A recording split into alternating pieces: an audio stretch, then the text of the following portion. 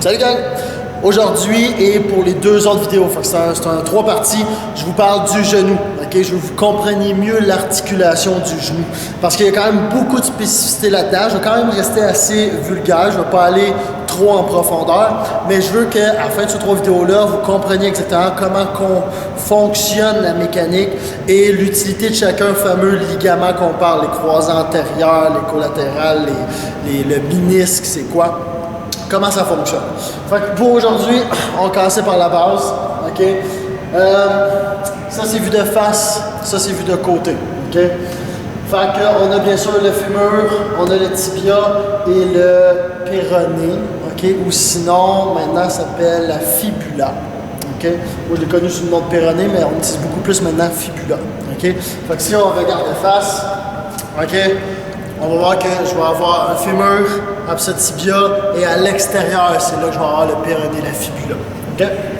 Bon. On va parler de la rotule aujourd'hui dans cette spécificité-là. La rotule, à quoi elle sert? Ben là, on sait déjà que, premièrement, vous avez le muscle du quadriceps qui est devant, OK? Qui finit par s'attacher avec son tendon sur la rotule. Et elle va se rattacher à la base ici. Bon. Donc ça, c'est le tendon du quadriceps. Ça, c'est le tendon rotulien.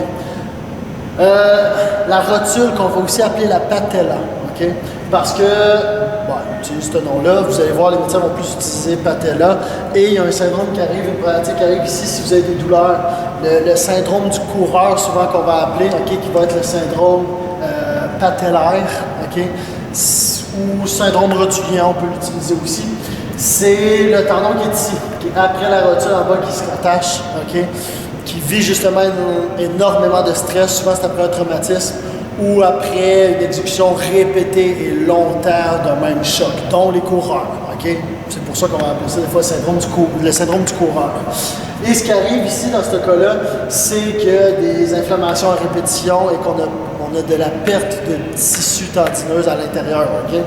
Puis là, ça crée des vides, où jusque-là, le tendon commence à être de plus en plus faible. C'est un tendon relativement fort, donc il faut vraiment y créer quand même beaucoup de stress pour réussir à détruire ou à sectionner complètement ce tendon-là.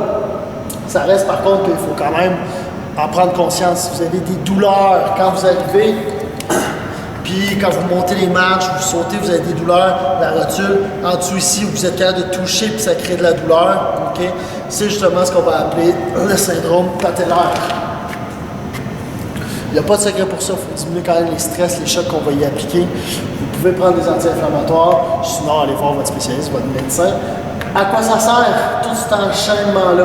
Okay? On sait déjà un peu à quoi ça sert le quadriceps. Okay? Et il n'y a pas le choix d'être attaché sur la rotule pour créer la mobilité suffisante pour faire la flexion. Okay? Si le quadriceps serait directement attaché sur le tibia, on n'aurait pas la capacité d'imposer beaucoup de force pour redresser. Okay? On créerait tellement de pression d'articulation, il n'y aurait pas la mobilité de venir remonter et faire une extension complète. Alors, il est essentiel dans ce mouvement-là, c'est pour ça qu'il faut qu'il soit libre dans le mouvement à la rotule. Et souvent, fais attention, des fois, on n'étire pas suffisamment, on ne fait pas des bons étirements pour essayer de garder la mobilité. Et ça a tendance d'essayer de redresser la rotule, la ramener vers le haut. Et là, ça va nuire justement à notre mobilité et rajouter encore plus de stress là-dessus. Quand on vous dit de rouler les quadriceps, faites attention, c'est juste essayer de diminuer, de prévenir le stress que vous pourriez mettre sur le tendon rotulien. Okay? Fait que voilà le départ pour les genoux, on continue ça dans l'autre vidéo.